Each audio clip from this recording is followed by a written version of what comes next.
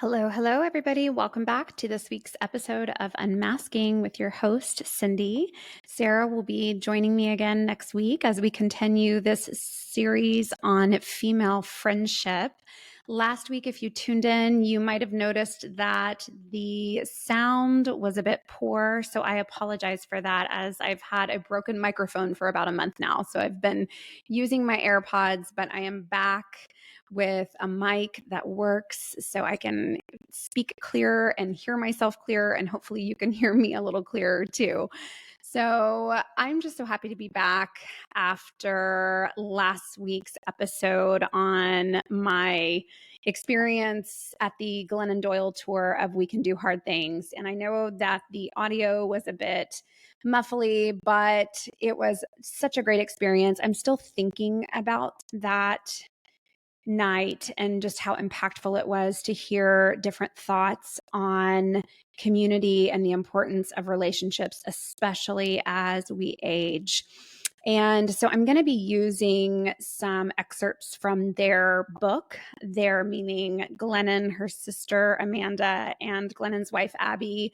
They wrote a beautiful book called We Can Do Hard Things. That's the name of their podcast. But if you're watching this episode, I've got this book right in front of me, and it's the answer to life's 20 questions. And in there is a segment on how do I make and keep real friends? So just by that question alone, it tells me that this is a common question that people struggle with, particularly women, and it starts to happen in your 30s. Although it can happen earlier in life where you start to question the relationships in your life and do some reevaluating.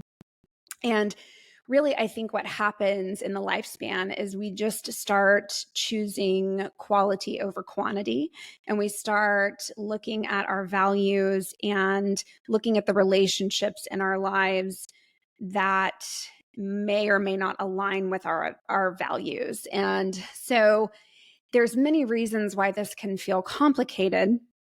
But one of the reasons that I personally think we struggle when we get into our 30s and 40s and 50s with making and keeping real quality friendships is because of the, I guess, romanticized version that we've been fed about what female friendships are actually like. And so, hence the title of this episode today, Not Like the Movies, Redefining Female Friendship.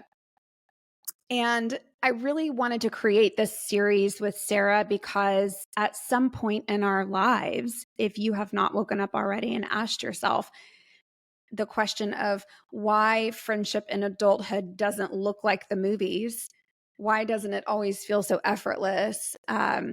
It certainly doesn't come with a soundtrack and perfectly timed coffee dates, then again, you are not alone. So we're going to dive a little bit deeper today into the myths that we've been sold and some of the things that it takes to really build these meaningful, lasting connections as grown women.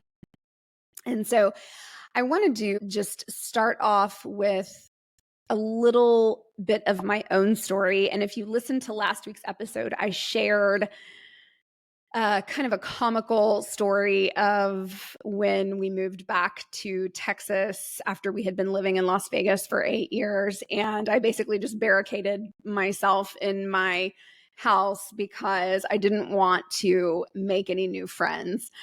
I was still grieving the loss of my mom friends that I had met in Las Vegas. These women had really become my family. They'd become my support system. We were all in it together with parenting littles. And even though moving back to Texas was the right choice for our family, I just really dug my heels in, I think, in protest to having to do it all over again. I didn't want to have to start over. I didn't want to have to tell my story again. It's kind of like if you've gone to many different therapists, you get tired of filling the therapist in on your trauma timeline. And so for a lot of people, they just kind of stop going or they stop trying because it just takes so much effort.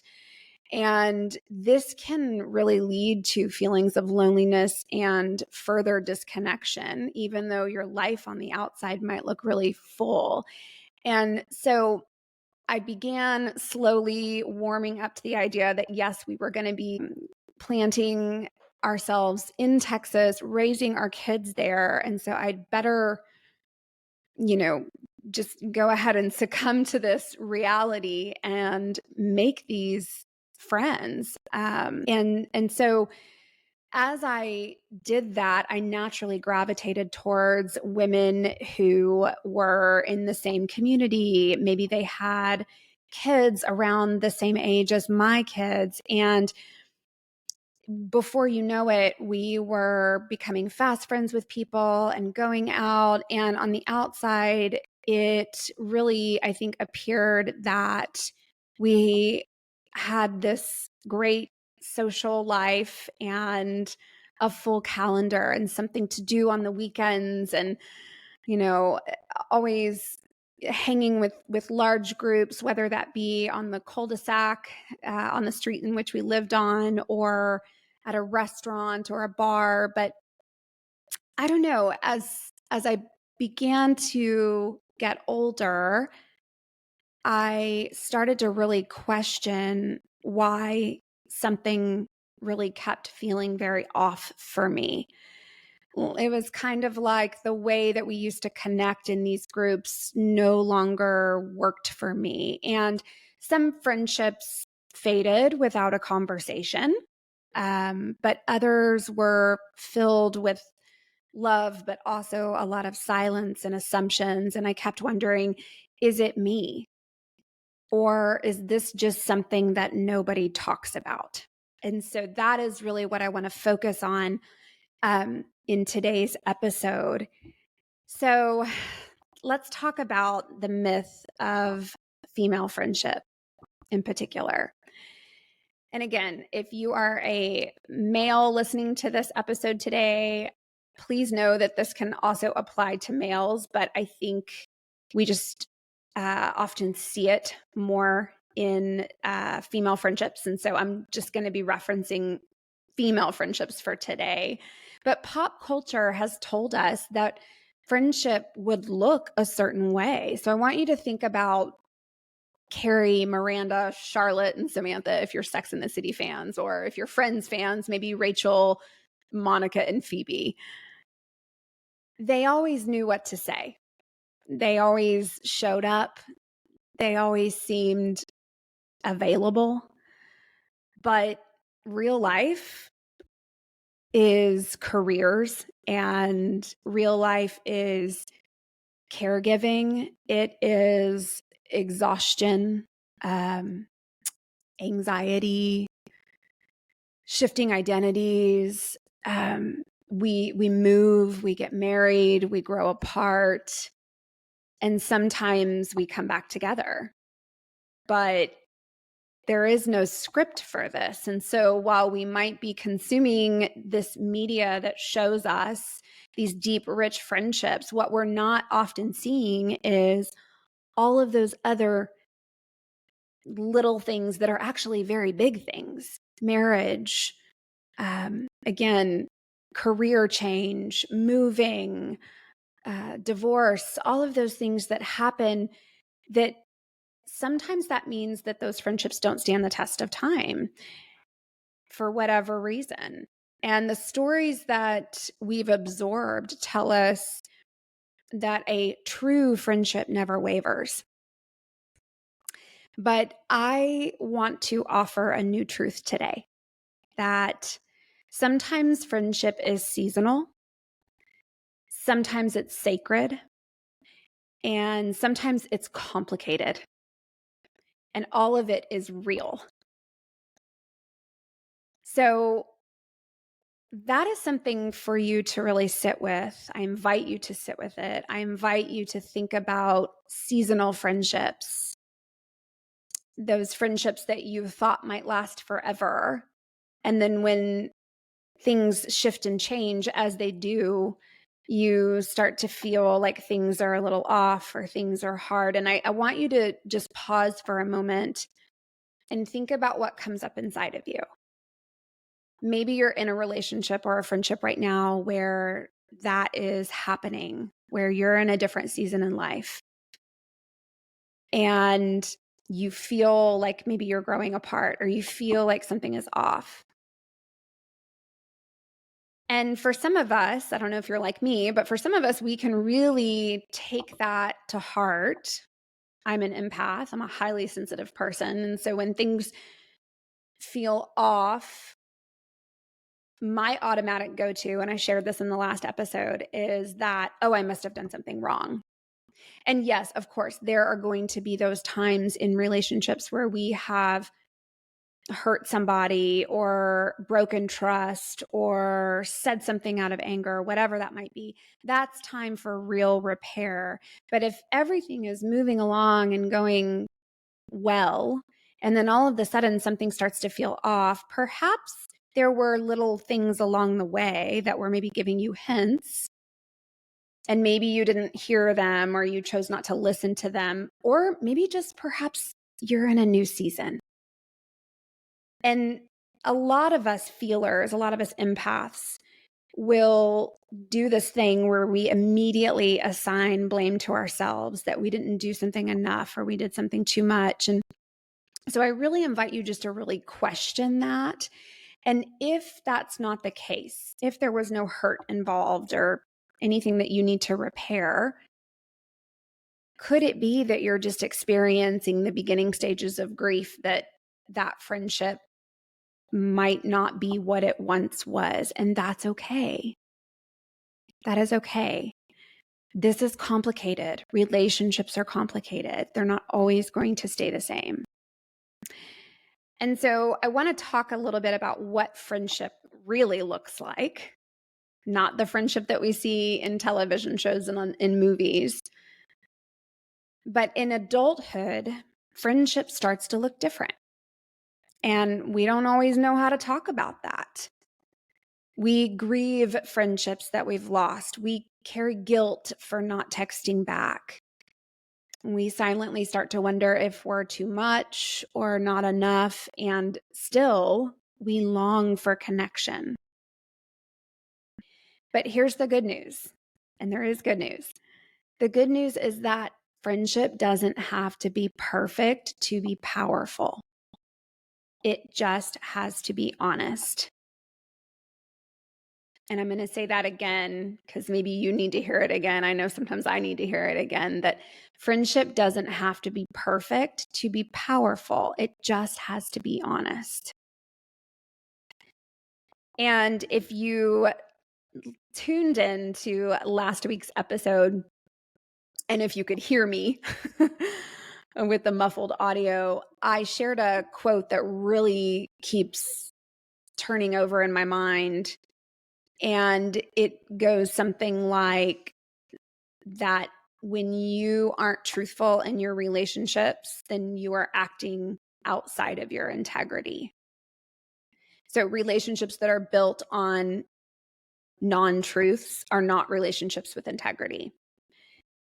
Therefore, the goal is to be as truthful as you possibly can. And for some of us, that can feel really scary because maybe in the past we've had situations where we couldn't be truthful, to where it came with a consequence. If I was truthful, then somebody would shut down or blame me. But we are really working, hopefully, on this podcast of unmasking ourselves and trying to be as truthful as possible. So in this friendship series, I want to pose a few questions of some ideas that we're going to be exploring.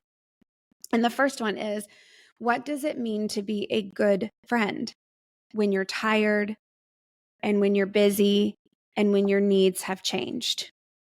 What does it mean to be a good friend?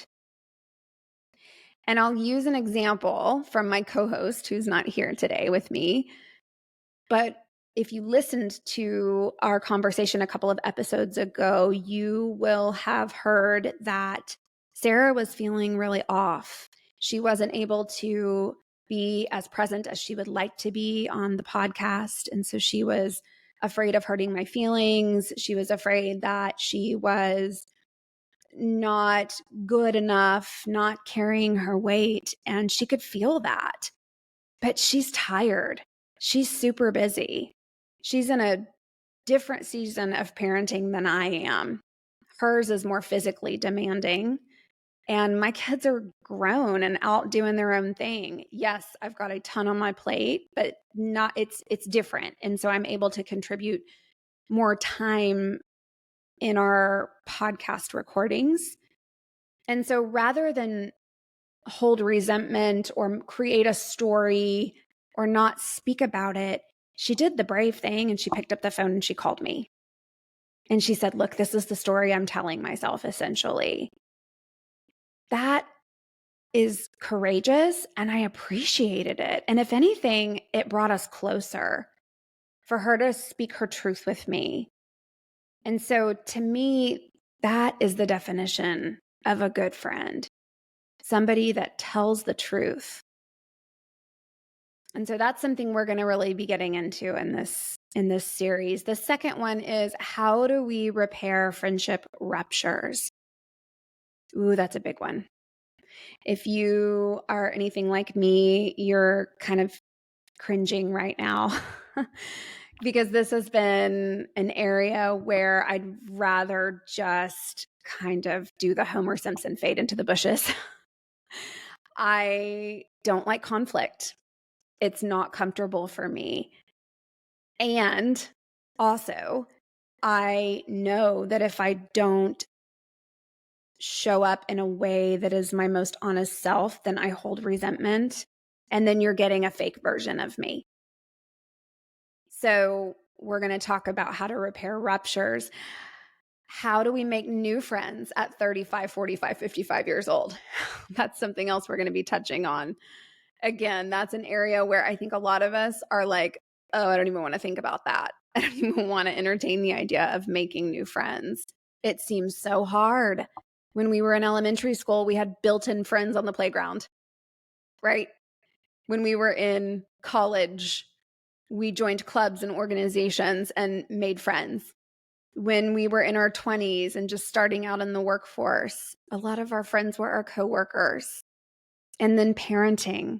A lot of our friends are parents of kids that our kids play with, right? But I'm in the stage of life now where my kids are almost gone. We've got one more year. And I think about this a lot. There are no more groups that I'm just going to be a part of naturally because of where my kids are at.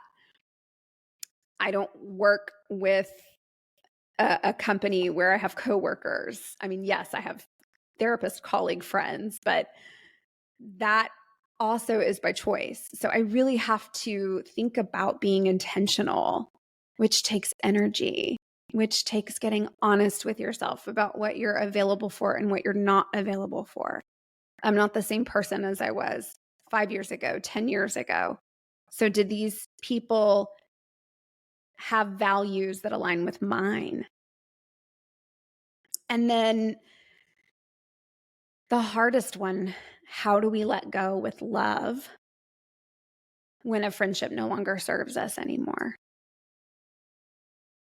Oof, that's tough because that involves grief. And because friendships are so different than dating relationships, we don't really tend to have a end to it, like a formal end. There's not really like a breakup unless you guys had a falling out and both of you mutually decided that you weren't going to speak to each other anymore. But I don't think that's what we're talking about here. I think we're talking about when something starts to not feel right anymore. It's not the same anymore. And you feel it, they feel it, no one's really speaking it. Is it worth having the conversation and repairing? And if you have those conversations and try to repair, sometimes it still doesn't work. And then what do you do? So how do we let go with love? So I'm really excited for this series. Every episode, we're going to talk about a different aspect of adult female friendships, the vulnerability, the silence, the joy, the hard truths, and most importantly, the healing. Because if no one else is talking about it, then Sarah and I will. So I'm just so grateful that you all tuned in today and that you're sticking with me amidst all the microphone issues. I hope this stirred something in you, perhaps a memory, a question, a sense of possibility, something that you've been wrestling with. And before I end this, I want to share two things. And the first is an excerpt from, again, the We Can Do Hard Things book about making and keeping real friends. And this was written by Samantha Irby. And I think she might have been a podcast guest of Glennon's, but I'm not sure. But nevertheless, she writes, we need capital F friends and lowercase f friends.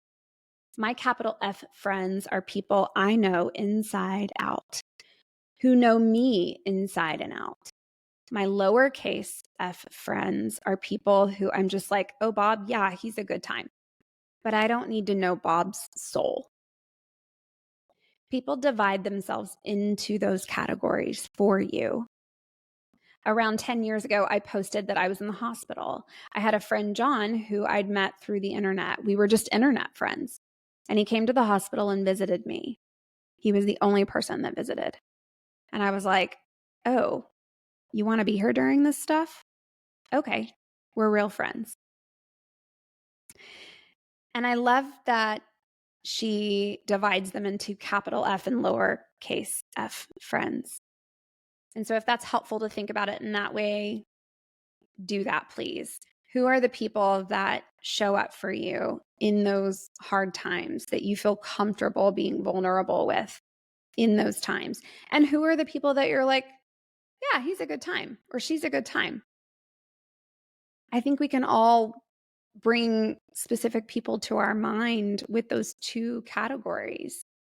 I've heard some people use them as like, who's in my inner circle. So like circle one, and then who's in my second layer, and maybe even a third layer, right? So there's lots of different ways we can frame this. But to make and keep real friends, Glennon writes, I make room for all different types of connection.